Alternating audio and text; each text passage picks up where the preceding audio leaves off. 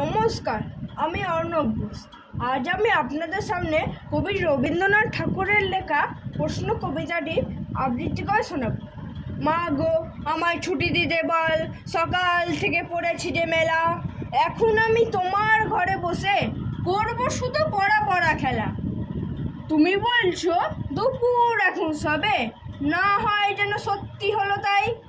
একদিনও কি দুপুর বেলা হলে বিকেল হলো মনে করতে নাই? আমি তো বেশ ভাবতে পারি মনে, সূর্য ডুবে গেছে মাঠের শেষে। বাগদি বুড়ি চুবড়ি ভরে নিয়ে শাক তুলেছে পুকুর ধারে এসে। আধার হলো মাদার গাছের তলা, কালি হয়ে এলো দিঘির জল। হাটের থেকে সবাই এলো ফিরে, মাঠের থেকে এলো চাষির দল। মনে করো না উঠলো সাজের তারা, মনে করো না সন্ধে হলো যেন। রাতের বেলা দুপুর যদি হয়, দুপুর বেলা রাত হয় না কেন?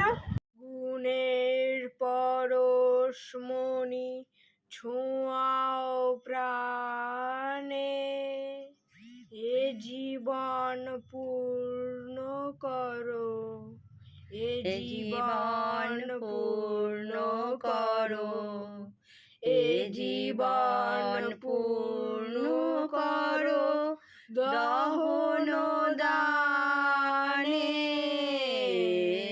আগুনের পরশমণি ছোঁয়া